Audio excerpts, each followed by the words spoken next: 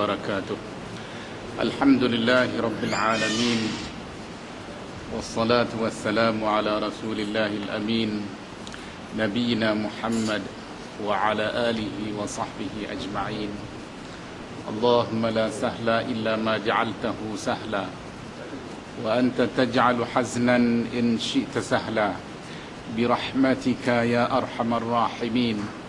ما شاء الله كان وما لم يشأ لم يكن، ولا حول ولا قوة إلا بالله العلي العظيم. أقول وبالله التوفيق. Pertama sekali saya ucapkan ribuan terima kasih pada pihak pengurusan surau Taman Mengkuang, Taman Seri Mengkuang. Tak jauh mana pun dengan rumah saya, tapi jarang-jarang sekali mai. Nama taman pun tak ingat. Khususnya Cikgu Rosli, ya, yang telah berusaha untuk mengadakan majlis ceramah kita pada malam ini. Dan pada mulanya bila beliau bercakap dengan saya cadangkan supaya jemput ceramah-ceramah lain yang muda-muda. Umur macam kami ni dah expired dah. Kalau ubat tu dah kurang berfungsi dah. Dan nak habis tempoh dah. Walau bagaimanapun sekadar untuk memenuhi hasrat dan jemputan beliau, saya cubalah. Sekalipun saya jarang-jarang dah ceramah lah ni. Jarang-jarang. Tambah kalau jauh saya tak pergi. Umur dah lanjut dah, usia dah banyak dah, letih dah. Nak jalan jauh pun tak larat dah.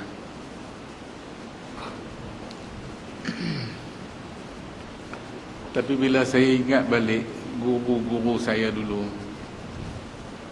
walaupun umur mereka dah jauh lebih tua daripada saya, tapi masih aktif. Suara dia tak ada dah. Suara dia perlahan sangat. Dia mengajak dalam Masjid Nabawi, yang hadir tu tak tahulah berapa ramai, dengan rakaman, dengan apa bala, tapi dia masih aktif, masih mengajak tiap-tiap malam. Saya tanya dia, apa rahsia yang dia nampak segar? Kita cakap lorat utara lah, senang.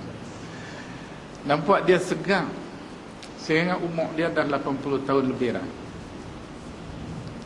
Masa saya umur 20 tu pun saya tengok dia macam dua beradik dengan saya. Dia dah, waktu tu dah 60 dah. Lah ni mangkali 80 lebih. Saya tanya dia apa rahsia dia. Dia kata tak ada rahsia apa, dia kata. Tapi dia kata bila mai umur sampai 60, nikah lain. Kebetulan masa saya jumpa dia tu, dia baru kahwin 4 hari sebelum tu. Dia kata kahwin lain, kahwin baru segak balik, dia kata. Itu saja yang boleh dia cerita. Yang lain dia tak tahu yang lain. Dia nampak segang. Dia mengajak, dia ceramah dia tak larat dah lah, tapi mengajak boleh lah. Antara maghrib dengan Isya dia mengajak. Saya ingat orang yang hadir dalam majlis dia tu bukan semuanya boleh dengar apa nama kelas dia, tapi dia perhati. Ramai bersesak-sesak. Saya ingat 1000 dalam masjid Nabawi. Tiap-tiap malam lepas sembahyang maghrib sampai Isya. Kalau saya pergi,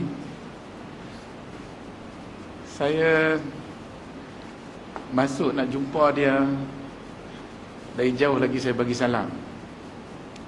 Sebab orang yang hadir tu tak nak bagi jalan, tak nak buka jalan. Memang kalau kita datang tu untuk hadir kuliah, memanglah tak patut kita datang lewat nak duduk depan. Datang lewat duduk belakang lah. Jadi bila kita nak pergi ke depan, dia orang tak bagi ruang, tak bagi, masing-masing berkeras, tak mau bagi lorong jalan. Jadi saya bagi salam dari jauh. Bila dia dengar salam saya, dia dengar suara saya, dia nanti bagi tahu, tolong bagi jalan, dia kata. Muhammad datang. Dia panggil Muhammad kat saya. Dia kata Muhammad datang, tolong bagi jalan kat dia. Kita pergi umrah, kadang-kadang saya pakai baju kurung, saya pakai kain. Jadi orang ramai tengok orang sana, dia sangka kita ni jemaah umrah ataupun jemaah haji. Dia tak kisahlah, jemaah haji ni, jemaah umrah ni memang selalu sangat dengan mereka. Jadi mereka tengok saya, dia tengok ujung-ujung mata lagu tu lah. Tapi orang tua ni suruh buka jalan. Saya pergi sampai dekat dia, dia bangun daripada kursi dia, peluk. Dia hormat, saya hormat dia, dia hormat kita. Itu orang alim. Syekh Abdul Muhsin Hamdul Abbad. Dia dulu selaku Naib Chancellor Universiti Islam Madinah. Waktu saya buat master, buat PhD kat dia, dia Naib Chancellor Universiti Islam Madinah. Dia menyelia 10 orang pelajar, master, pelajar PhD. Kemudian dia berhenti, dia tak mau jadi penyelia kepada 9 orang. Semua kena tukar penyelia lain kecuali saya. Saya dikekalkan. Sebab dia kata saya committed dengan waktu. Waktu tu penting bagi dia. Kalau saya lewat 5 minit, saya tak boleh jumpa dia. Kalau dia lewat 5 minit daripada temu janji, dia takkan jumpa saya. Dia takkan jumpa saya. Jadi macam itulah. Lepas sembahyang subuh, cuaca masih gelap lagi. Saya datang ke pejabat dia daripada Masjid Nabawi, sudah sembahyang subuh, terus pergi pejabat dia. Dia pun daripada Masjid Nabawi, lepas sembahyang subuh, terus ke pejabat. Kadang saya sampai dulu, kadang dia sampai dulu. Macam itulah bertahun-tahun. Bertahun-tahun. Jadi dia sangat disiplin dengan masa sangat tinggi. Kalau lewat 5 minit tak boleh dah, tak boleh dah. Buat kerja lain. Saya pergi buat kerja saya, dia buat kerja dia. Selesai penyeliaan dalam 1 jam, 1 jam setengah. Driver dia nanti bawa roti, teh seorang sejawat dengan saya. Kami makanlah. Sudah makan pagi, saya balik rumah sekejap, baru saya datang balik ke universiti. Dia terus sampai malam. Macam itulah tiap-tiap hari. Dan sekarang ni dia dah pencen, tapi dia masih menyelia beberapa orang pelajar PhD lagi. Dia datang ke universiti. Dan dalam Masjid Nabawi memang dia mengajaklah sepanjang masa. Sepanjang. Baik. Tajuk yang dicadangkan untuk saya bercakap malam ni ialah tentang kepentingan sunnah Nabi. Kita semua tahu bahawa sunnah Nabi maksudnya apa saja yang disandarkan kepada Nabi. Apa saja yang disandarkan kepada Nabi Muhammad sallallahu alaihi wasallam adalah sunnah dia. Apa makna sunnah? Sunnah ni cara hidup Nabi Muhammad. Cara hidup Nabi Muhammad, cara dia bercakap, cara dia beribadat, cara dia berinteraksi dengan masyarakat, cara dia berinteraksi dengan anak buah dia, dengan kaum keluarga dia, dan begitulah seterusnya. Dirakam, walaupun pada ketika itu tak ada alat-alat rakaman macam sekarang ni, tapi dirakam melalui riwayat-riwayat yang diriwayatkan secara lisan oleh para sahabat Nabi semenjak dia masih kecil. Semenjak dia masih kecil, dia dikenali sebagai Al-Amin kita dapat kesan beberapa riwayat tentang Nabi Muhammad ketika dia masih kecil, ketika dia remaja, ketika dia dah dewasa, dan ketika dia sudah meningkat umur dia, sehinggalah ke akhir hayat dia. Kesemuanya dirakam melalui riwayat-riwayat yang diriwayatkan oleh para sahabat Nabi. Mereka bergilir antara satu dengan yang lain. Sahabat-sahabat Nabi juga macam kita sekarang lah. Mereka pun perlukan bekerja, cari makan, untuk menyara hidup diri sendiri, untuk menyara hidup anak isteri dan macam-macam lagi. Jadi terdapat di kalangan sahabat-sahabat Nabi yang agak susah hidup mereka.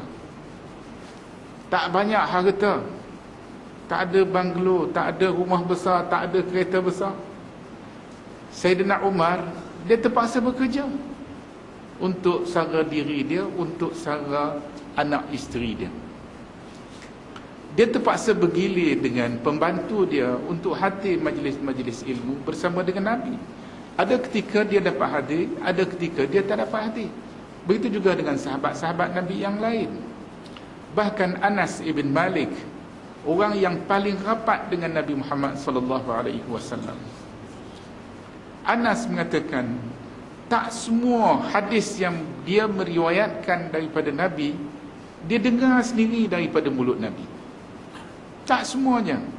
Sebahagian besarnya dia dengar sendiri. Tapi sebahagian yang lain dia dengar daripada sahabat yang lain, sahabat yang lain dengar daripada mulut Nabi sallallahu alaihi wasallam. Kalau kita perhatikan tindak tanduk yang dilakukan oleh para sahabat Nabi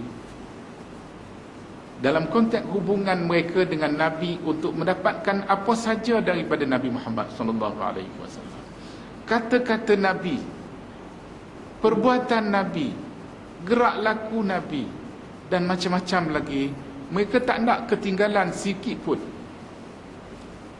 Hingga kan terdapat di kalangan sahabat Nabi satu orang yang bernama Abdullah ibn Amr ibn al-As. Sahabat Nabi Abdullah ibn Amr ibn al-As ni, dia bersahabat dengan Nabi Muhammad sejak Nabi berada di Mekah, sebelum Nabi berhijrah ke Madinah.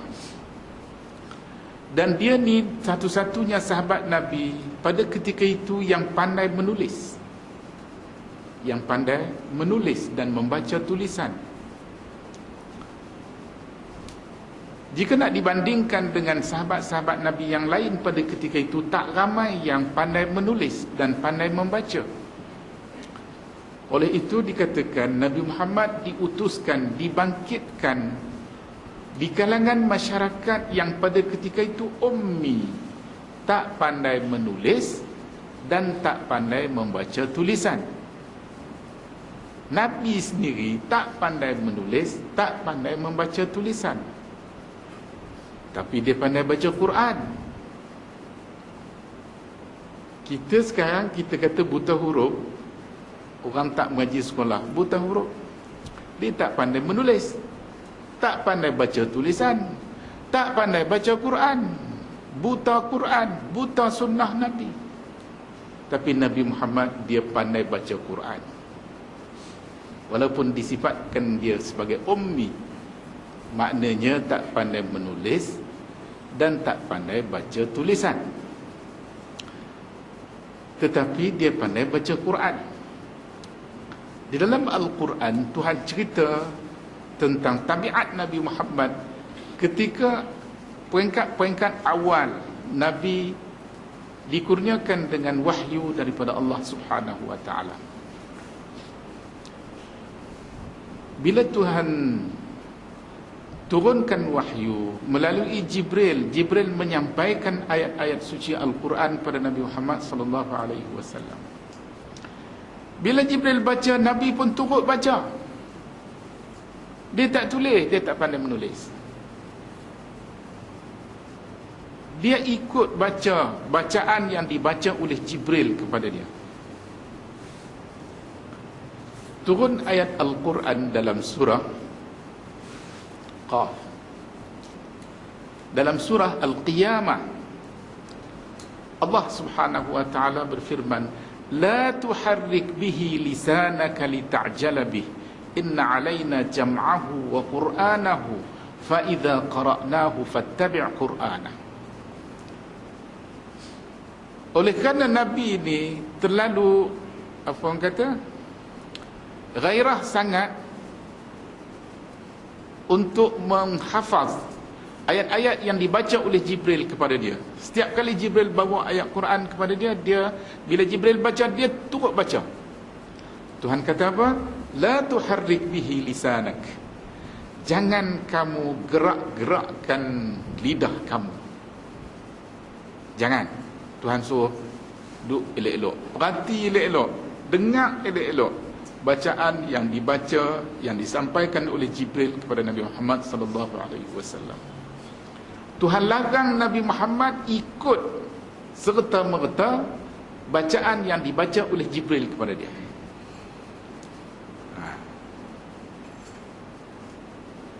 Saya waktu ke Turki dulu sekali, saya tengok Ma'had Tahfiz di Turki, di Istanbul.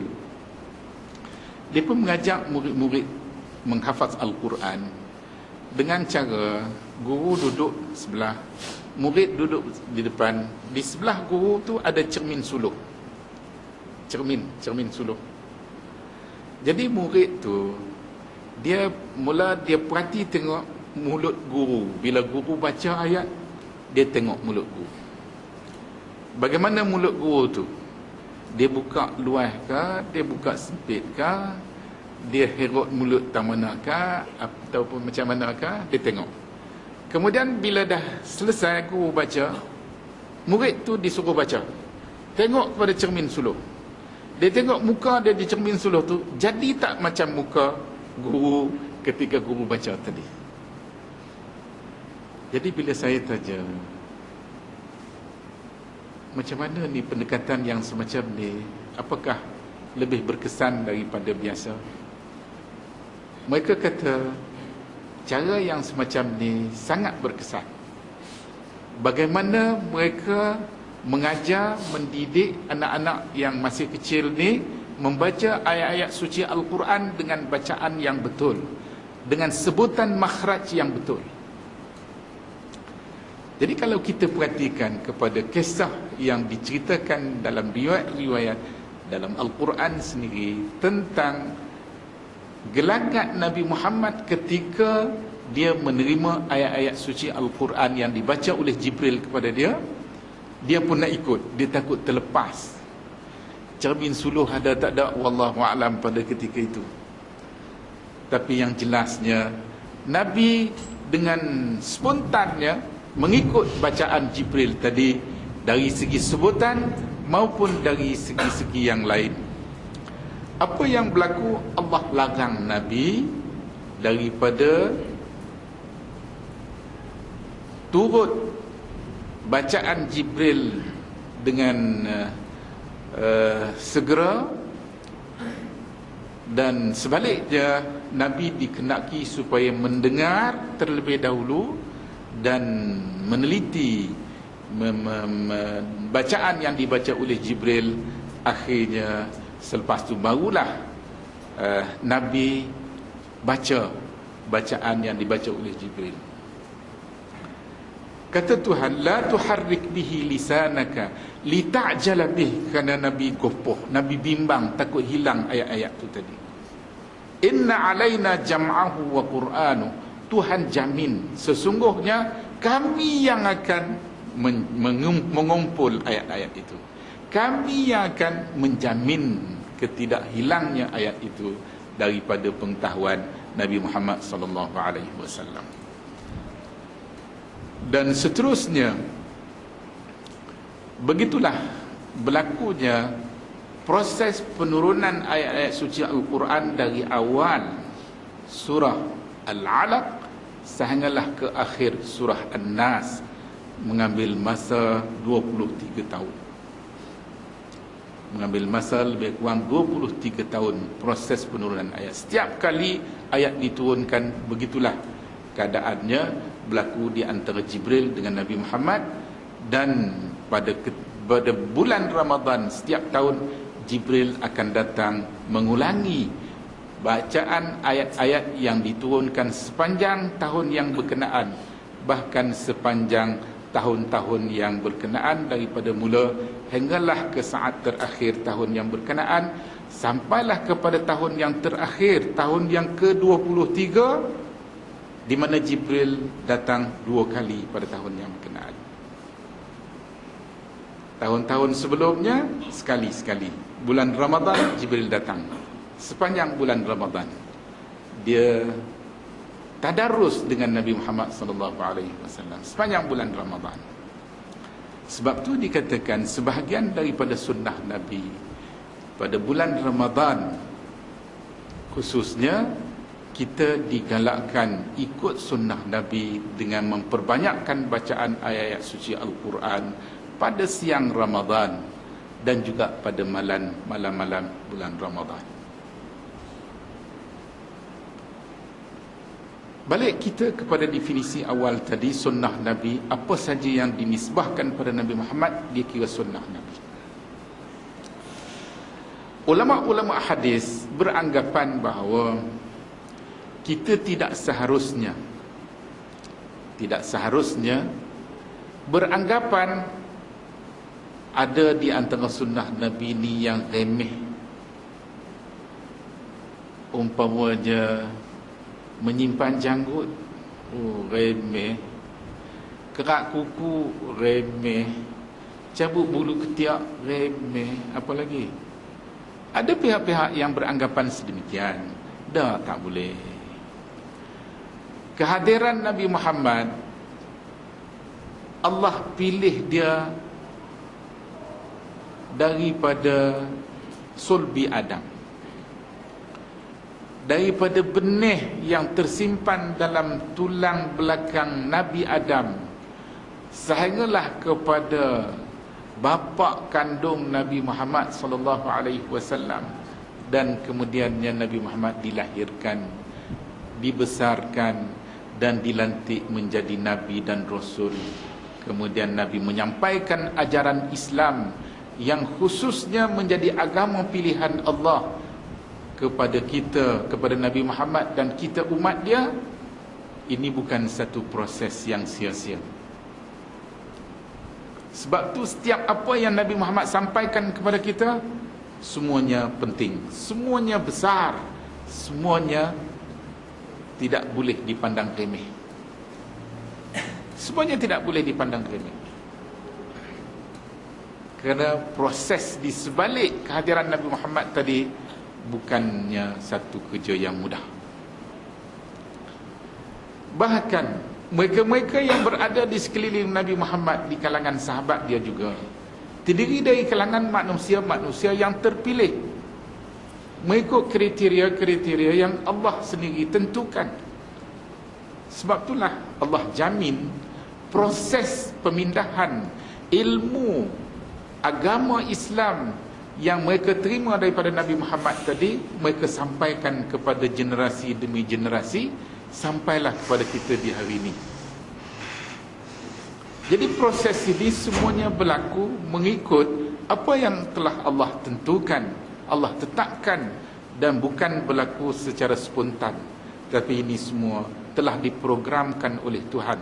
Sebab tu para sahabat Nabi, generasi yang pertama, generasi yang sangat penting kepada kita dalam memelihara sunnah-sunnah Nabi Muhammad sehinggalah sampai kepada kita.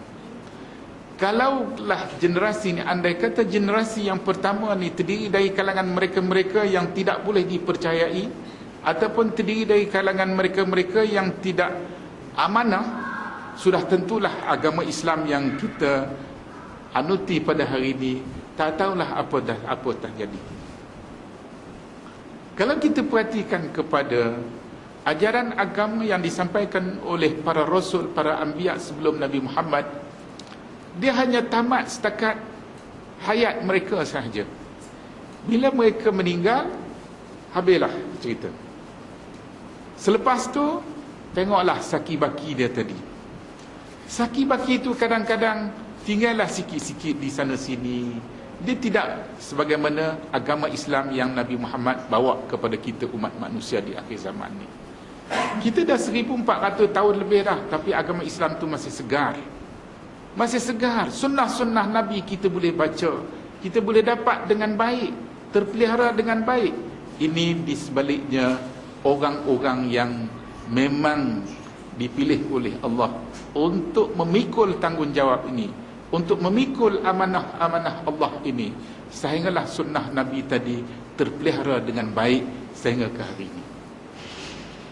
Kita tengok tak ada satu sunnah Nabi Musa yang masih terpelihara dengan baik sehingga ke hari ini.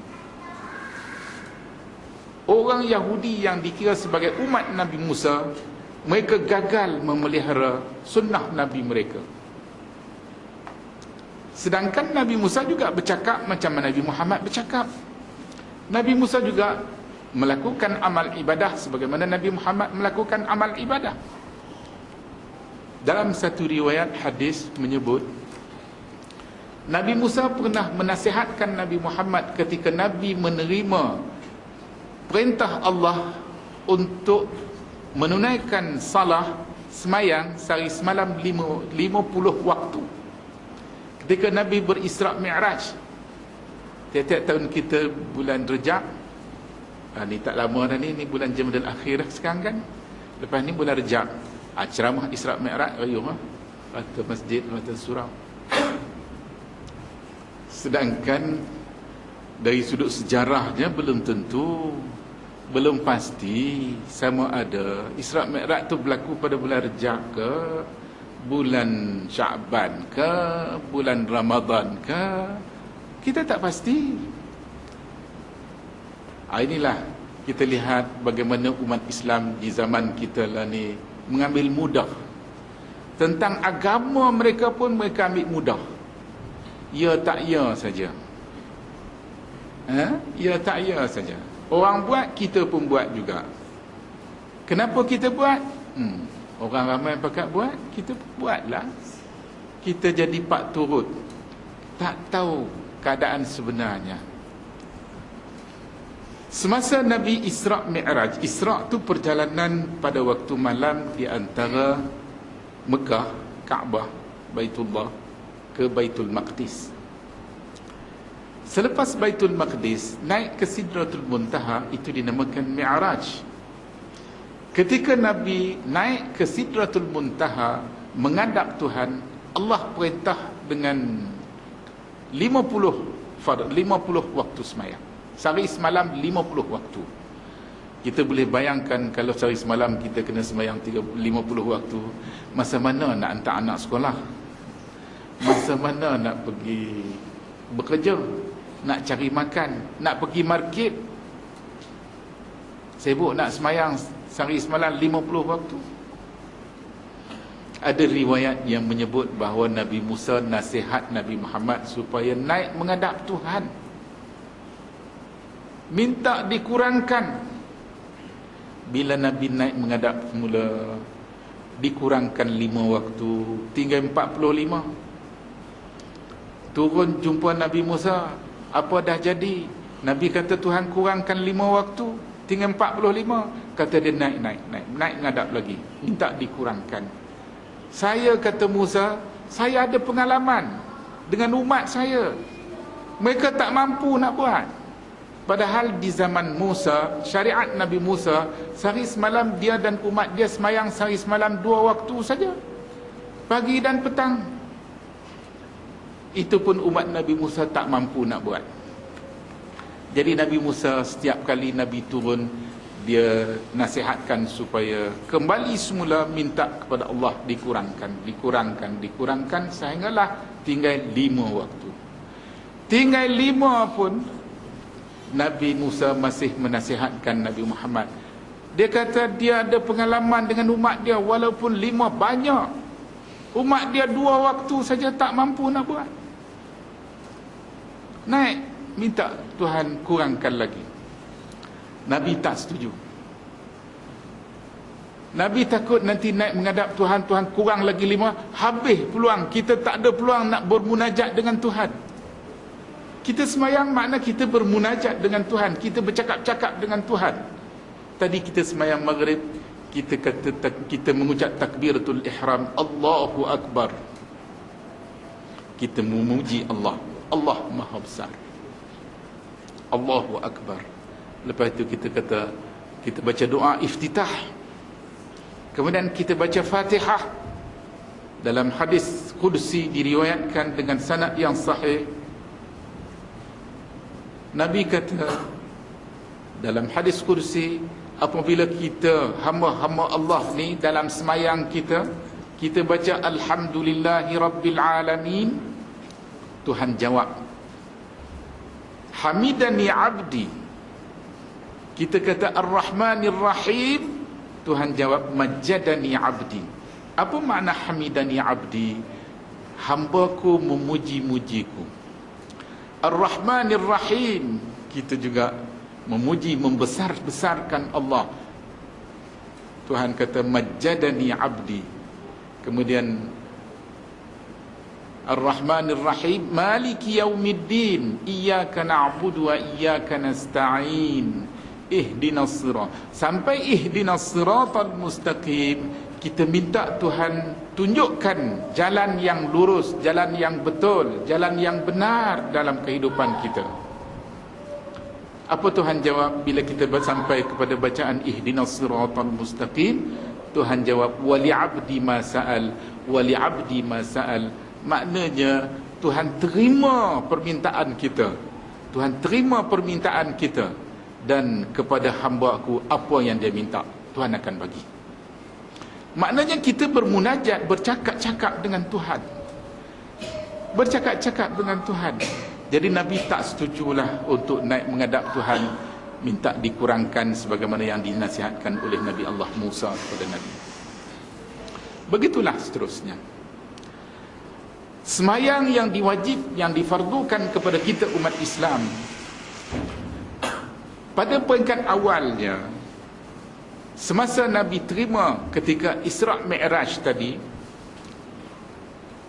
5 waktu yang telah dikurangkan daripada 50 waktu, dari segi jumlahnya 50 waktu, tapi dari segi ganjaran, pahala, balasan yang Allah sediakan kepada kita masih kekal 50. Kita semayang 5, kita dapat 50. Semayang yang Nabi terima pada ketika Isra' Mi'raj. Isra' Mi'raj ni berlaku semasa Nabi masih berada di Mekah sebelum dia berhijrah ke Madinah. Pada ketika tu, semayang yang difardukan hanya setiap waktu 2 rakaat, 2 rakaat, 2 rakaat, kecuali semayang maghrib sahaja. Semayang maghrib sebagaimana yang kita semayang tadi, 3 rakaat dari awal lagi. Kemudian keadaannya berterusan sepanjang tempoh Nabi berada di Mekah.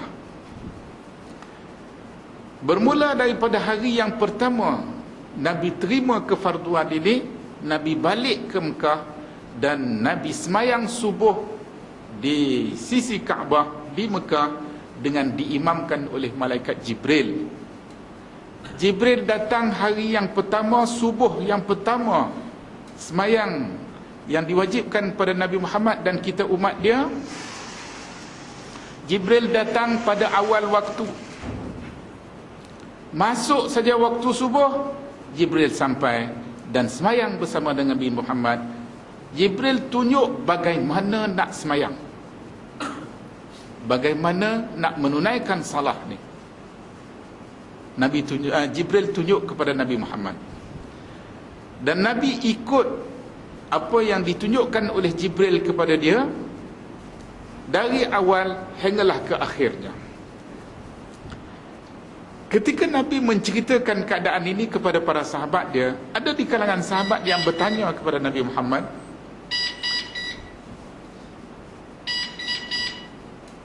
ketika Nabi baca Assalamu alayka ayyuhan nabi dalam tahiyat, kita semua baca tadi kan, ketika kita tahiyat kita baca Assalamu alayka ayyuhan nabi.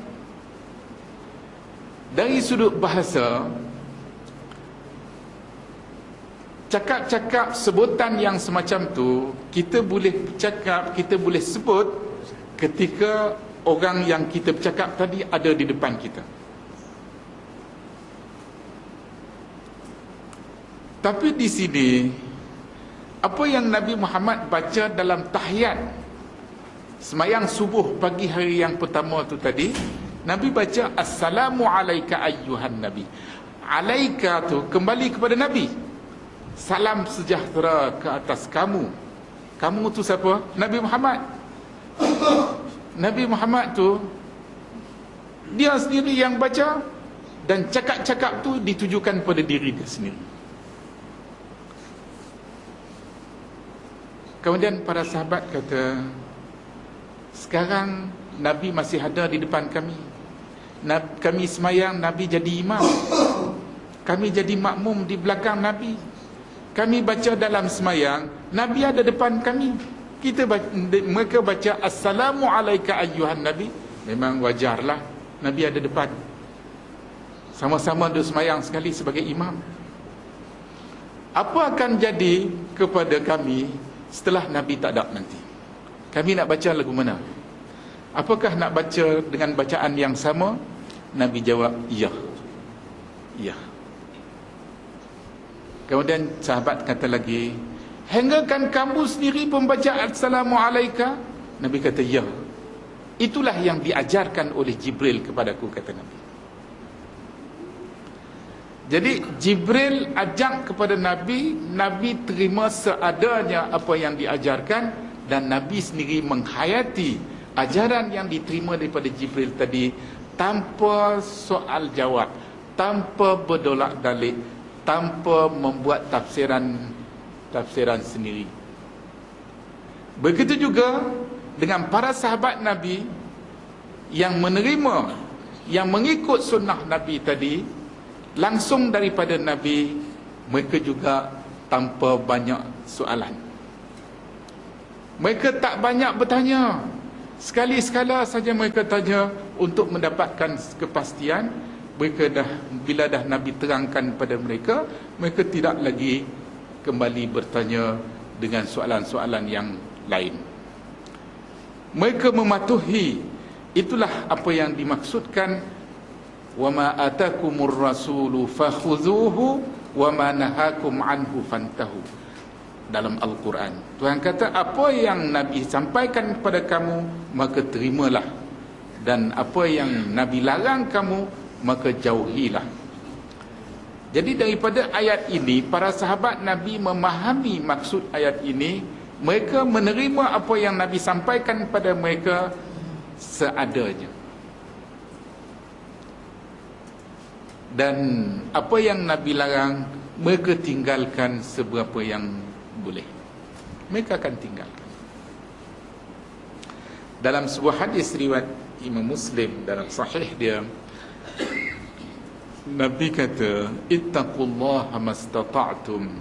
Bertakwalah kamu kepada Allah sekadar yang termampu bagi kamu.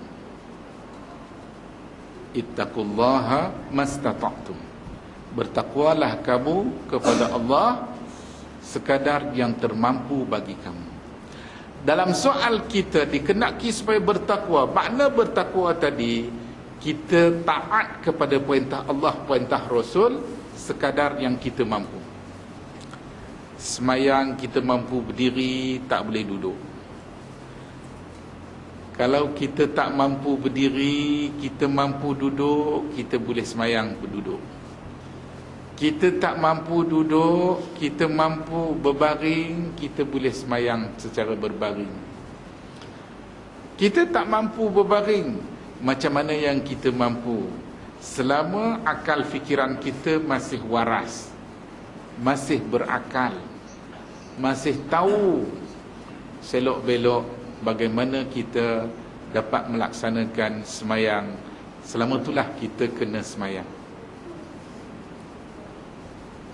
Tak payahlah kalau nak pergi haji, nak pergi umrah, nak pergi melancong mana-mana yang diharuskan dalam Islam, kononnya semayang ra'i waktu. Tak ada.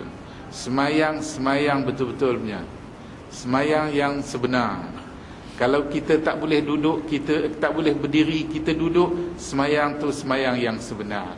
Bukan main-main, bukan olok-olok main sekadar meraih waktu. Tak ada. Itu semayang yang sebenar. Ini semayang sebagaimana yang Nabi terima daripada Jibril, dan kemudian para sahabat Nabi menerima daripada Nabi, dan begitulah sampai kepada kita di hari ini. Kadang-kadang di sebalik amal ibadah yang kita buat hari-hari pada hari ini, ramai di kalangan kita yang tak sedar apa yang kita lakukannya tadi sebenarnya kita tak faham sangat. Kita sembahyang maghrib tadi, kenapa maghrib 3 rakaat? Kita tak faham. Kenapa sembahyang maghrib tu perlu dimulakan dengan takbiratul ihram? Ketika takbiratul ihram kita kena angkat dua belah tangan. Kenapa ke semua tu? Soalan-soalan tu tak ada jawapannya. Tak ada kenapa, melainkan ikut sunnah Nabi. Nabi ikut contoh yang ditunjuk oleh Jibril kepada dia sejak hari pertama sembahyang subuh. Macam saya katakan tadi, subuh hari pertama Jibril datang pada awal waktu. Besok hari subuh kali yang kedua, dia datang di akhir waktu. Ini untuk memberitahu jarak waktu subuh tadi, di mana bermulanya, di mana berakhirnya. Begitu juga dengan waktu-waktu sembahyang yang lain. Jadi secara keseluruhannya, sembahyang-sembahyang yang difardukan, jumlah rakaat yang difardukan pada peringkat awalnya tadi, semuanya 2 rakaat, kecuali maghrib saja 3 rakaat. Setelah buat sekian lama, Nabi berhijrah ke Madinah. Setibanya Nabi di Madinah, kemudian difardukan ataupun ditambahkan lagi 2 rakaat bagi sembahyang Isya, daripada 2 rakaat yang asal menjadikan jumlah 4 rakaat. Bagi orang yang bermukim macam kita ni, tak musafir, tak berjalan ke mana-mana, memang duduk di kampung, duduk di rumah kita, duduk di tempat kita, kita kena sembahyang Isya 4 rakaat. Sembahyang subuh masih kekal 2 rakaat. Sembahyang zuhur daripada mulanya 2 rakaat ditambah 2 lagi jadi 4 rakaat. Sembahyang asar begitu juga, ditambah asalnya 2 tambah lagi 2 jadi 4 rakaat. Dan pada masa yang sama juga disyariatkan sembahyang qasar kepada orang-orang yang bermusafir. Orang-orang yang musafir semasa dalam perjalanan, dia boleh sembahyang qasar yang 4 rakaat, dia boleh sembahyang 2 rakaat sahaja. Jadi sembahyang Isya yang sudah ditambah dengan 2 rakaat jadi 4 tadi, dikurangkan balik, dikembalikan kepada jumlah rakaat yang asal kepada orang-orang yang bermusafir. Manakala orang yang tidak musafir, dia kena sembahyang 4 rakaat. Maghrib tak kira musafir tak musafir, tetap 3. Subuh tak kira musafir tak musafir, dia tetap 3. Nah, tetap 2 rakaat. Subuh 3 pula dah. 2 rakaat. Jadi begitulah keadaannya, di mana para ulama fiqh dalam perbahasan mereka menarik. Ulama fiqh membahaskan tentang sebahagian daripada kelakuan sembahyang bila kita duduk tahiyat awal. Kita duduk macam mana? Kita duduk di atas kaki kiri kita dan kita pacak kaki kanan kita. Itu kelakuan kita duduk ketika tahiyat awal kita sembahyang maghrib tadi. Manakala kelakuan kita pada ketika tahiyat akhir, kita duduk, punggung kita rapat ke lantai dan kita pacak kaki kanan kita. Yang tu sembahyang maghrib. Baik. Sembahyang Isya saat lagi sama juga. Rakaat yang kedua kita akan baca tahiyat awal, duduk macam tahiyat awal yang kita buat pada ketika sembahyang maghrib tadi. Begitu juga dengan tahiyat akhir, tahiyat yang rakaat yang keempat, kita akan duduk tahiyat akhir sebagaimana kita duduk tahiyat akhir sembahyang maghrib tadi. Bagi sembahyang subuh tak ada tahiyat awal.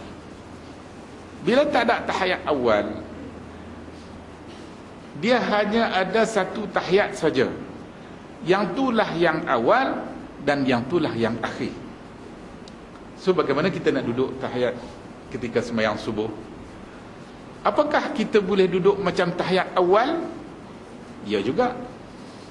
Ataupun kita duduk macam tahiyat akhir? Ya juga.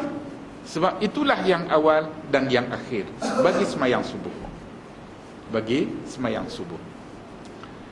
Daripada situ, ulama-ulama fiqh kata, apakah kemungkinan kepada orang yang musafir bila diringankan, dipendekkan sembahyang Isya daripada 4 kepada 2, dua yang kekal tu, 2 yang akhir ataupun 2 yang awal, kita tak tahu. Yang dikekalkan 2 tadi dari awal yang pertama dan yang kedua, ataupun dari akhir yang ketiga dan yang keempat. Oleh yang demikian, bagi ulama-ulama hadis mengatakan duduk tahiyat ketika kita sembahyang qasar, Isya, Zuhur, Asar, kita boleh duduk macam duduk tahiyat sembahyang subuh. Sama ada nak rapat punggung ke lantai ataupun nak duduk di atas kaki kiri, kedua-duanya boleh dilakukan.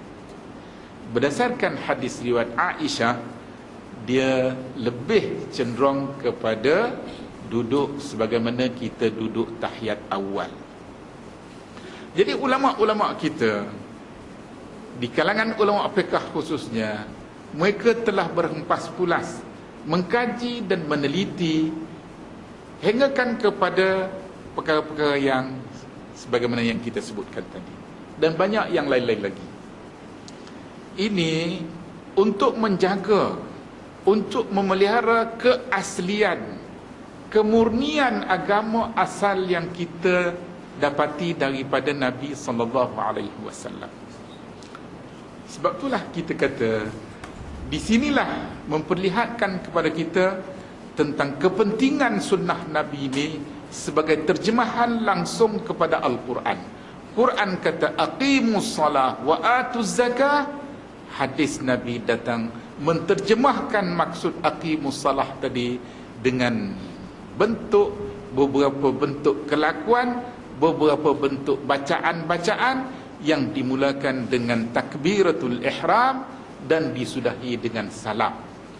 Antara takbiratul ihram dengan salam tadi, kita dapati ada bacaan-bacaan tertentu yang perlu dibaca.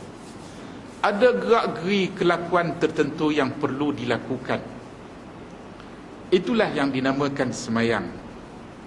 Selain daripada itu, tidak boleh dilakukan pada ketika kita sembahyang. Cakap-cakap, hanya cakap-cakap yang dibolehkan, yang dikenaki kita bercakap pada ketika kita sembahyang. Lain daripada itu, tak boleh. Kerana itulah ulama fiqh kata, kalaulah seseorang tu dia baru masuk Islam ke, dah lama dah ke, ataupun dia bisu ke, dia tak boleh nak bercakap macam orang lain yang boleh bercakap, boleh baca, dia diam saja. Dia nak baca mengikut bacaan dia sendiri, nak bercakap mengikut cakap-cakap dia sendiri, tak boleh. Kerana sembahyang hanya merujuk kepada cakap-cakap yang khusus, perbuatan-perbuatan yang khusus, bermula daripada takbiratul ihram sehinggalah kepada salam. Tak boleh dicampur aduk dengan benda lain. Nak terjemah dalam bahasa kita pun tak boleh. Semua umat Islam satu dunia ni yang mempunyai bahasa-bahasa yang tersendiri, tidak boleh dicampur aduk dalam sembahyang dengan bahasa masing-masing dengan logat masing-masing, dengan gaya masing-masing. Tak boleh. Itulah yang dikatakan sunnah Nabi yang telah berperanan menterjemahkan maksud aqimus salah wa atuz zakah dan lain-lain lagi. Dan inilah yang menjadi panduan dan pedoman hidup kita orang Islam untuk meningkatkan keimanan kita kepada Allah Subhanahu wa taala, bermula daripada kalimah syahadah yang sama-sama kita mengucap dua kalimah syahadah sebagai pintu masuk Islam. Dan daripada situ kita dikehendaki supaya menterjemahkan kalimah syahadah yang kita ucapkan. Kalimah yang pertama, kita membuat perakuan yang kita akan tunduk dan patuh hanya kepada Allah Subhanahu wa taala sahaja. Kalimah yang kedua, kepatuhan, ketaatan kita kepada Allah Subhanahu wa taala yang kita akui dalam kalimah yang kedua, kita hanya akan ikut contoh ataupun sunnah Nabi Muhammad sallallahu alaihi wasallam sahaja. Tak ada yang lain. Kita tak boleh semayang ikut sunnah Nabi-Nabi sebelum Nabi Muhammad. Tak boleh. Kita hanya ikut Nabi Muhammad sahaja. Kenapa? Kalimah syahadah yang kedua, kita dah berjanji dengan Tuhan yang kita hanya memperakukan Nabi Muhammad sebagai Rasul Allah kepada kita. Jadi apa jua amal ibadah yang kita nak buat, mesti ikut sunnah Nabi. Tak ikut sunnah Nabi, ikut sunnah siapa? Kalimah syahadah kita yang kedua tadi berjanji dengan Tuhan hanya akan kita ikut apa yang dilakukan oleh Nabi Muhammad sebagai Rasul Allah sahaja. Kita takkan ikut yang lain. Sebab itulah para ulama akidah mengatakan kalimah syahadah yang pertama disifatkan sebagai tauhidul ibadah. Makna kita mengesahkan Allah dalam ibadah kita. Allah sahaja yang menjadi tumpuan dalam ibadah kita. Kita semayang kerana Allah. Kita semayang kerana patuh dan taat kepada perintah Allah. Kalimah syahadah yang kedua dikira sebagai tauhid al-ittiba'. Kita mengesahkan ikutan kita hanya kepada Nabi Muhammad sallallahu alaihi wasallam sahaja. Tidak kepada yang lain. Orang lain yang ajak kita ikut sunnah Nabi. Kita ikut sunnah Nabi, bukan kita ikut dia. Bukan kita ikut sunnah dia, kita ikut sunnah Nabi. Dia hanya penyampai. Dia hanya menyampaikan sunnah-sunnah Nabi kepada kita. Kita ikut sunnah Nabi. Sebagaimana dia ikut sunnah Nabi, kita juga ikut sunnah Nabi. Begitu. Jadi dalam apa jua amal ibadah kita, tak kiralah dalam bentuk ibadah-ibadah khusus yang kita disyariatkan, kemudian kita dikehendaki supaya melakukan. Ada kalanya ibadah-ibadah yang disyariatkan kepada kita dikaitkan dengan masa tertentu, maka masa menjadi sebahagian daripada perkiraan apabila kita ingin melakukan amal ibadah yang berkenaan. Ada ibadah-ibadah yang dikaitkan dengan tempat-tempat tertentu. Kereta lama naik lebuh raya macam ni lah. Tak boleh kira. Lebuh raya ni kena kereta baru. Itu saya kata kat Cikgu Rosli, carilah penceramah yang muda-muda sikit, yang bertenaga, lebih bertenaga. Dia nak cakap sejam 2 jam tak ada masalah. Ana tengah jam, langkah masuk tengah jam yang kedua dah tak boleh dah. Gagah tekan minyak juga pun berhenti terus. Tak boleh.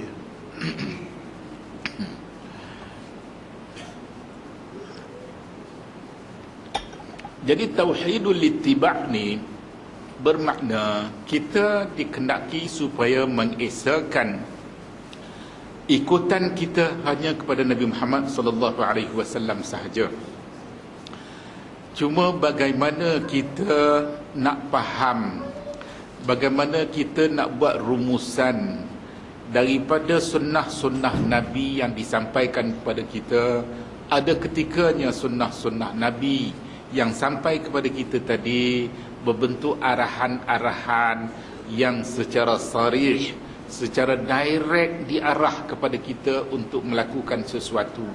Maka ulama-ulama usul fiqh dengan kaedah-kaedah usul fiqh dapat membantu kita bagaimana kita dapat memahami dan seterusnya membuat rumusan-rumusan hukum yang terdapat daripada sunnah Nabi yang sampai kepada kita. Sunnah Nabi ini secara umumnya dari sudut pensabitan dikatakan sebahagian kecil daripada hadis-hadis Nabi ini melalui proses pensabitan yang boleh diakui sebagai qat'iyyus subut, memberi kata putus pensabitan dia kepada Nabi Muhammad sallallahu alaihi wasallam. Ini hanya menjurus kepada hadis-hadis mutawatir sahaja. Hadis-hadis mutawatir sahaja. Dan jumlah hadis mutawatir ni tak banyak. Dia terbahagi kepada hadis-hadis mutawatir dalam bentuk kata-kata Nabi, sabdaan Nabi, kata-kata dia. Dan ini kalau dikira hadis mutawatir lafzi yang mencapai kata sepakat di kalangan ulama-ulama hadis secara keseluruhannya hanya satu hadis sahaja. Hadisnya dalam Sahih Bukhari dan juga dalam Sahih Muslim, di mana Nabi bersabda, "Man kadzaba alayya muta'ammidan falyatabawwa maq'adahu minan nar." Sesiapa yang mendustai terhadap Nabi, kata dia, maka terimalah tempat dia sebagai balasan dalam api neraka nanti. Jadi hadis ni diriwayatkan secara mutawatir. Pensabitan hadis ni kepada Nabi Muhammad adalah memberi kata putus, qat'iyyus subut, sebagaimana riwayat-riwayat mutawatir yang berlaku kepada setiap ayat Al-Quran dari awal hingga ke akhirnya. Adapun hadis-hadis mutawatir yang tidak mencapai kata sepakat, tetapi sebahagian besar di kalangan ulama-ulama hadis berpendapat hadis-hadis yang berkenaan adalah juga dikira sebagai hadis mutawatir. Ini jumlahnya agak besar sikit, dia melebihi 100 buah hadis. 100 buah hadis, termasuklah hadis-hadis berkaitan dengan perbuatan-perbuatan Nabi Muhammad sallallahu alaihi wasallam, seperti mana semayangnya, puasanya, hajinya, zakatnya dan lain-lain. Nabi berkahwin lebih daripada 4, mutawatir. Ini fi'liyah, hadis-hadis ataupun sunnah fi'liyah. Jumlahnya melebihi 100 buah hadis. Melebihi 100 buah hadis. Manakala yang selebihnya itu disifatkan sebagai hadis-hadis ahad, hadis-hadis yang tidak mencapai dan memenuhi syarat-syarat hadis mutawatir, maka dia dikategorikan sebagai hadis ahad, tetapi sanadnya adalah sahih. Jumlahnya ribu-ribu hadis. Ribu-ribu hadis. Dan kalau kita nak hitung yang tak sahih sama, menjadikan jumlahnya berlipat kali ganda lagi. Berlipat kali ganda lagi. Saya bagi contoh, umpamanya hadis berkaitan dengan nama-nama Tuhan yang kita selalu dengar. Kebanyakan di kalangan kita tahu bahawa Allah mempunyai 99 nama. kita boleh seru nama-nama ni dalam doa-doa kita. Kita boleh kata Ya Allah, Ya Rahman, Ya Rahim. Kita boleh seru dalam doa-doa kita. Kita nak minta sesuatu daripada Tuhan, kita boleh panggil dia dengan nama-nama 99 nama tu tadi. Sebahagian besar daripada nama-nama yang dikira 99 tu tadi, kita boleh dapat melalui ayat-ayat Al-Quran. Kita boleh dapat melalui Al-Quran dan juga melalui hadis-hadis Nabi yang sahih sanad dia. Tetapi secara keseluruhannya hadis-hadis Al-Quran dan juga hadis-hadis Nabi, kita tak dapat jumlah 99, tak dapat, tak cukup. Tak dapat 99.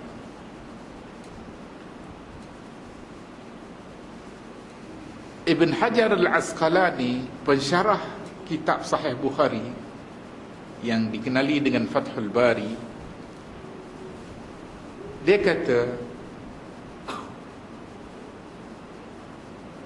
kalau kita ambil kira nama-nama Tuhan yang disebut di dalam Quran, nama-nama Tuhan yang disebut di dalam hadis-hadis yang sahih sanadnya, tak cukup 99. Kita terpaksa ambil kira daripada hadis-hadis yang tidak sahih sanadnya. Bila kita ambil kira yang tidak sahih sanadnya, di samping yang sahih dan juga yang kita dapati dalam Quran, kita akan dapati satu jumlah yang melebihi 99. Ada dalam lingkungan 125 nama. Dalam hadis yang sahih, Nabi kata, Inna lillahi tis'atan wa tis'ina isman. Allah ada 99 nama. Kalau 125, yang mana kita nak buang, yang mana kita nak kekalkan, sehingga jumlahnya betul-betul tepat 99. Ini kerja-kerja ni dilakukan oleh para ulama hadis. Adapun nyanyian nasyid Asmaul Husna yang kita selalu dengar dalam kaset-kaset, dalam CD-CD dan sebagainya tu, yang tu tak sahih, tidak sahih. Ibn Hajar bila dia syarah hadis dalam Sahih Bukhari, dalam kitab Fathul Bari, dia syarah hadis ni, dia kata daripada jumlah 99 yang sering didendangkan dalam bentuk nasyid dan sebagainya tu, kita kena buang 27 daripadanya dan digantikan dengan 27 yang lain. Jumlah 99 dah, tapi 99 tu ada 27 yang tak betul, yang tak sahih. Perlu dibuang daripada situ, daripada senarai itu, dan digantikan dengan 27 yang lain yang sahih. Pada tempat tu jumlahnya akan jadi 99.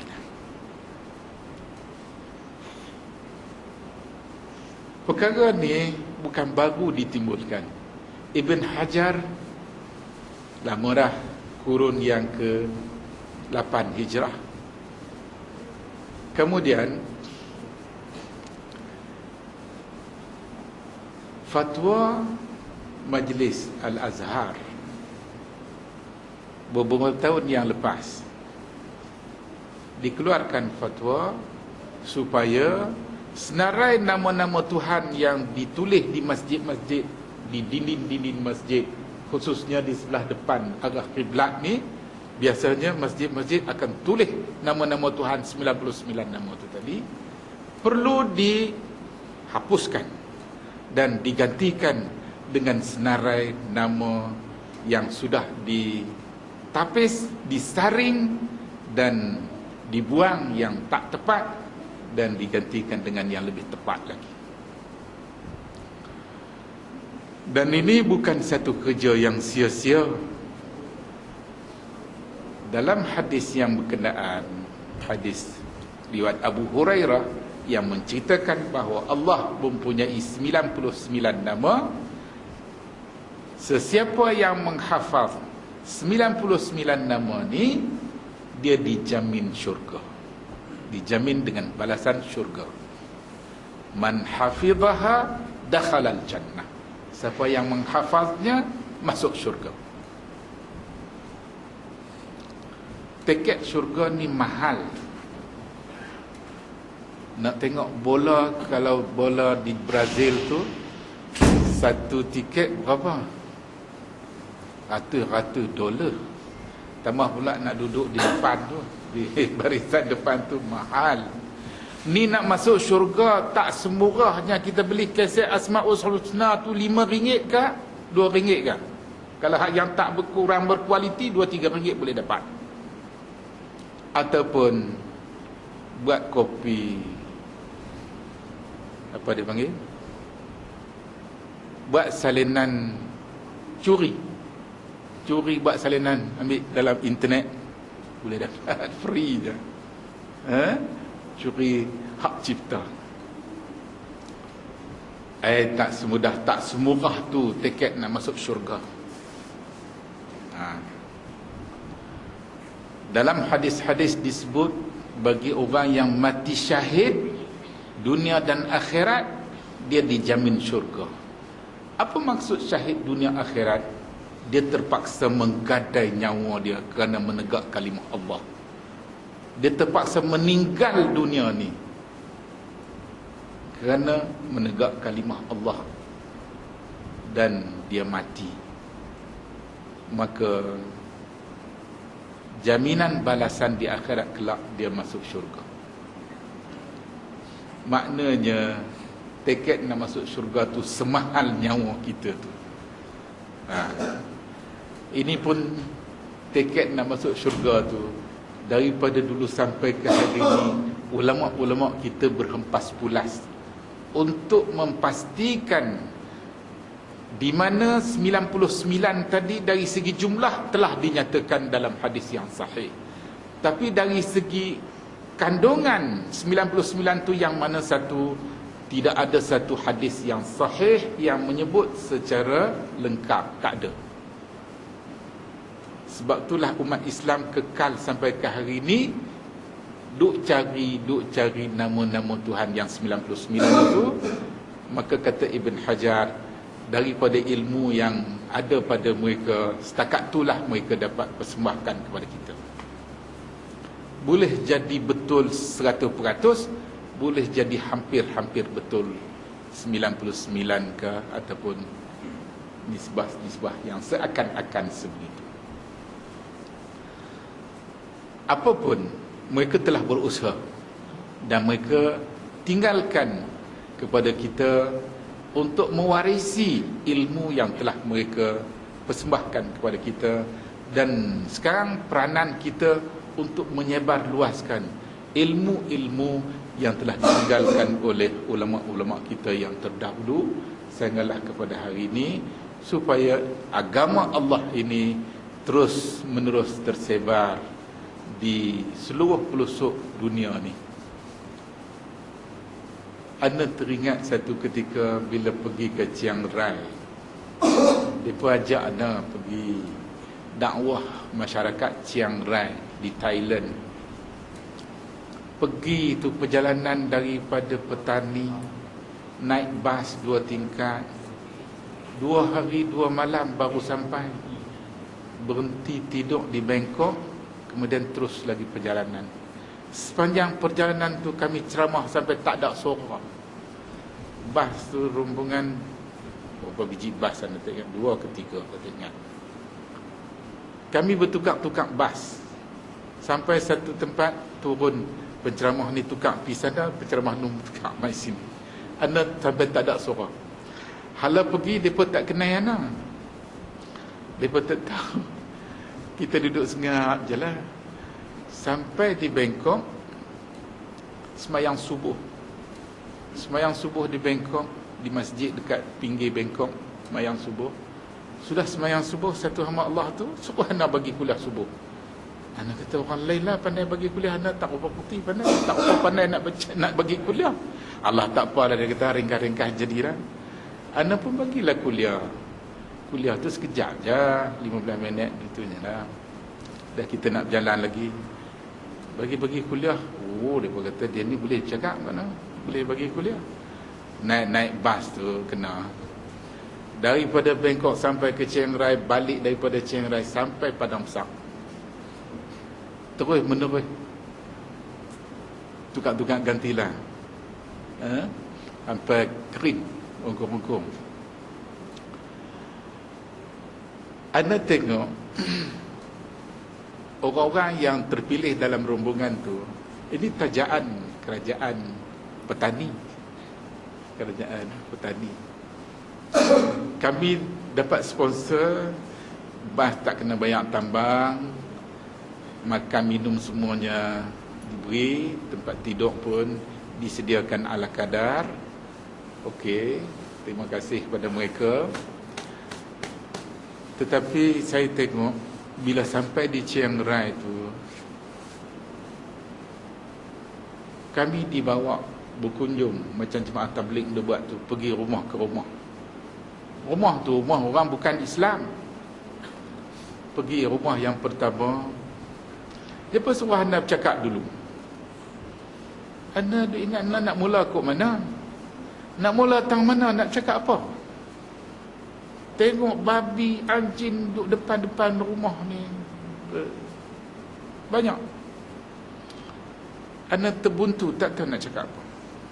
Allah dia berkata, Ustaz cakaplah apa pun. Hak yang Ustaz duk cakap di mana-mana tu cakap di sini. Anda terlintas satu hadis Nabi, di mana Nabi pernah mengutuskan kepada Raja Herakl di Rom. Dalam perutusan tu, apa yang disebut, Nabi kata, Assalamu ala man ittaba'al huda, aslim taslam yu'tikallahu al-ajra marratain. Itu dia, sebagai penterjemah tu pun terjemahlah bahasa dia, kita tak tahu apa dia kata. Tak ada nak habis terjemahan tu. Ialah sebaris saja, terjemah kokak.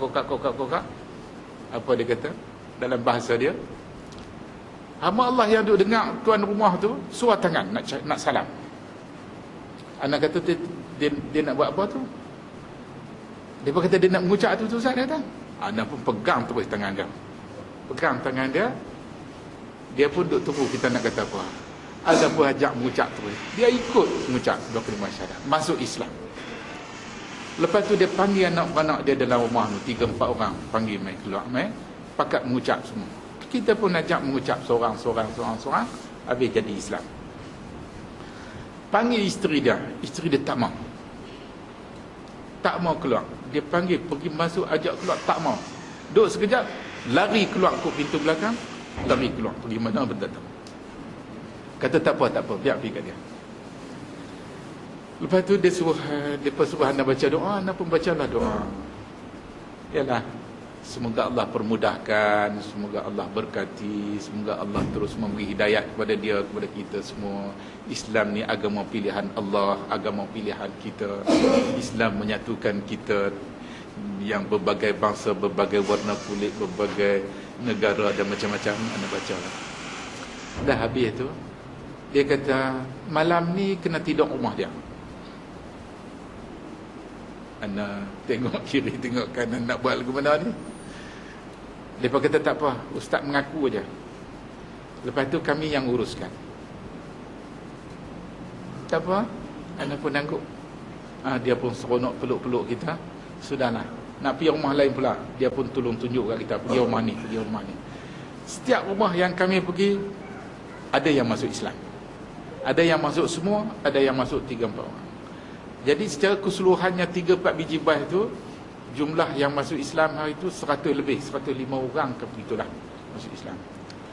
Anak kata berasa hilang letih. 2 hari 2 malam naik bas. Sepanjang hayat ana tak pernah naik bas 2 hari 2 malam straight macam tu. Tapi ditakdirkan Tuhan naik bas 2 hari 2 malam. 2 hari 2 malam pula balik. Jadi 4 hari 4 malam naik bas. Tidur sana 2 malam. Subhanallah. Ini satu pengajaran yang sangat bermakna bagi kita, bahawa setiap orang kita, Nabi kata dalam hadis dia, balighu anni walau ayah.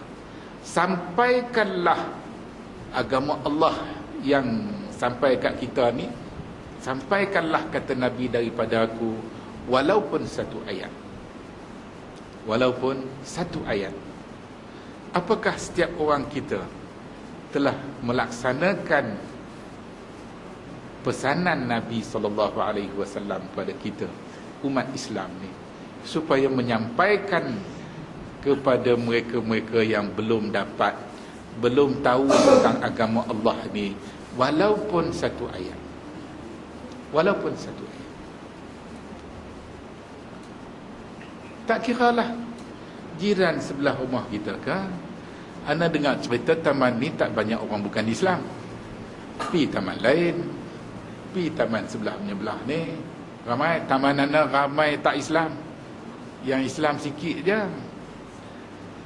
Kita kena cakap, jiran ana Hindu,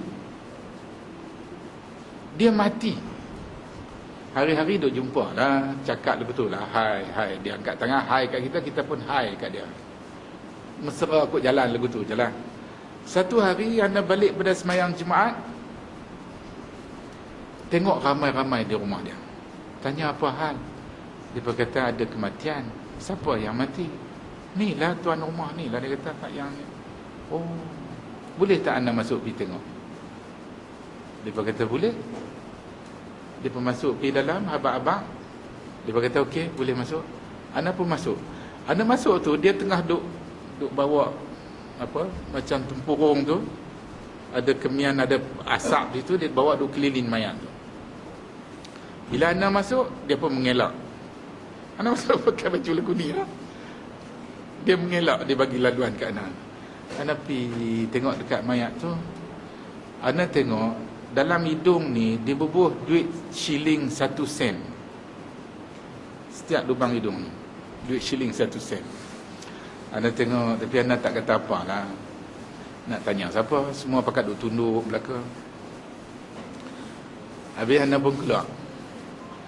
Bila anda keluar, adalah yang hantar anda jalan sekali keluar daripada rumah dia tu, sampai kat pintu luar tu, anda bisik tanya dia, apa pasal bubuh duit shilling 1 sen dalam hidung dia? Dia kiling-kiling kepala lah. Tak tahulah, dia kata biasalah. Jadi kalaulah satu hari nanti Tuhan tanya dia di akhirat kelak, pasal apa hang tak masuk Islam? Padahal jiran hang tu orang Islam, ustaz pula tu. Dia kata ustaz tu tak pernah habaq kat dia kata Islam. Kalau dia kata ustaz tak pernah dakwah dia kepada Islam, apa pendirian kita? Kita tak pernah ajak dia masuk Islam bang sekali pun.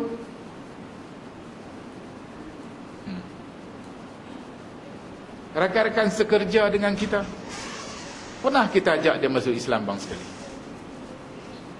Kita ajak dia masuk tak masuk cerita lain. Dia tak masuk Islam pun dia punya hal lah, tapi kita kena ajak dia, kena sampaikan walaupun satu ayat. Nabi kata daripada Nabi sendiri, balighu anni walau ayah. Jiran sebelah rumah anda Cina, dia tengok anda sembelih ayam. Dia kata sembelih ayam, dia kata nak sembelih ayam pun kena semayang. Anak kata kat dia, mai. Dia pun mai, ambil kursi, suruh dia duduk, tangkap ayam sekok lagi, sembelih. Bila nak sembelih ayam tu, Bismillahirrahmanirrahim, sembelih ayam. Dia pun takut tengok darah ayam. Lepas tu, lepaslah ayam tu keluar-keluar, matilah. Ini namanya sembelih ayam, bukan semayang. Semayang, saat lagi hang nak tengok, mai masuk dalam rumah tengok aku semayang. Itu semayang. Yang ni sembelih ayam. Yang aku baca tadi, Bismillahirrahmanirrahim, dengan nama Allah. Dengan nama Allah. Allah tu siapa? Tuhan saya, Tuhan awak, Tuhan ayam ni. Kami dalam agama Islam, Islam suruh kami sebut nama tu dia ketika sembelih ayam, maka ayam tu mati dengan kalimah Allah, kita boleh makan daging ayam. Tapi kalau ayam tu mati tanpa disembelih dengan menyebut kalimah Allah, maka ayam tu tak boleh dimakan. Lembu pun tak boleh dimakan. Babi kalau sembelih dengan nama Allah pun tak boleh makan. Pasal apa? Islam larang kami makan babi. Dia sengak apa tak kata. Dia tengok diam. Okey, habis satu babak, anda kata jom masuk dalam rumah pula. Dalam rumah tu aku nak tunjuk macam mana semayang. Hang boleh tengok macam mana semayang. Sampai hari ni tak dimasuk-masuk Islam. Itu bukan kerja kita. Hidayat tu hak Allah. Allah bagi hidayat kepada mereka-mereka yang Allah kendaki, dan bagi mereka yang Allah tidak kendaki, walaupun yang mendakwahkan dia tadi Nabi Muhammad, takkan masuk Islam. Abu Lahab tak masuk Islam, pak penakan Nabi. Nabi ulang alik. Abu Talib pak penakan dia. Nabi ulang alik. Punya Nabi nak sangat Abu Talib masuk Islam, sebab Abu Talib banyak jasa kepada Nabi, banyak jasa kepada Islam, banyak jasa kepada kita umat Islam. Abu Talib tak Islam, akhirnya mati dalam keadaan tak Islam. Padahal pendakwah yang mendakwah dia tu siapa? Nabi Muhammad.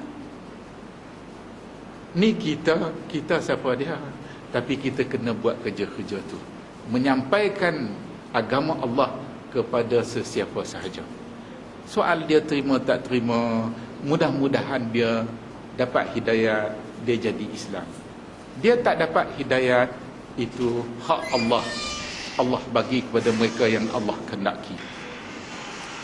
Jadi balik kita kepada peranan as-sunnah ni, menterjemahkan Al-Quran dengan kelakuan-kelakuan. Haji, Nabi kata khuzu anni manasikakum, terimalah kamu daripada aku manasik haji kamu. Kita tak boleh terima daripada mana-mana pihak yang lain. Mutawih di Mekah tu ramai, macam-macam ragam. Kalau kita nak ukur dari segi serban besar, jubah panjang, jubah meleret, macam-macam ragam manusia boleh dapat. Tapi kita kena nilai dari sudut sejauh mana dia ikut sunnah Nabi. Boleh kita ikut kerana dia ikut sunnah Nabi. Tapi kalau dia bawa sunnah-sunnah jahiliah, kita kena jauhkan diri kita daripada melakukannya. Nabi pesan kat kita berkali-kali. Ketika Nabi buat haji wida, Nabi duduk dekat Mina berhampiran dengan Jamratul Aqabah. Tahu orang yang biasa pergi ke Mekah, biasa pergi berhaji, tahu kedudukan Jamratul Aqabah, di mana tempat kita melontar pada hari yang ke-10 Zulhijjah. Sesampainya kita daripada Muzdalifah ke Mina, amalan melontar yang pertama pada hari yang ke-10 Zulhijjah, hari raya kita di sini, ialah Jamratul Aqabah. Nabi duduk berhampiran Jamratul Aqabah dengan mengulangi kata-kata dia, khuzu anni manasikakum, khuzu anni manasikakum. Terimalah, ambillah manasik kamu daripada aku, jangan ambil daripada yang lain. Sahabat tanya, aku melontar dulu, lepas itu bercukur. Kata sahabat yang lain, aku bercukur dulu baru melontar. Ada pula yang lain, aku tawaf dulu baru main melontar. Nabi kata, if'al wala haraj, buatlah, tak ada apa-apa. Boleh. Maknanya ada sedikit sebanyak kelonggaran dalam soal yang mana satu yang kita patut buat dulu, yang mana satu yang boleh dikemudiankan, ataupun sebaliknya. Ulama-ulama fiqh membuat rubusan dalam kes yang sebegini memang dibolehkan. Tiga perkara boleh ditukar ganti, yang mana satu dulu, yang mana satu kemudian.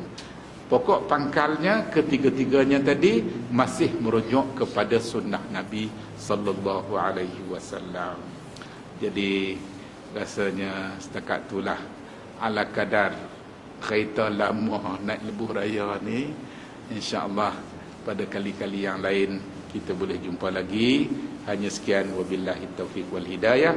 Wassalamualaikum warahmatullahi wabarakatuh.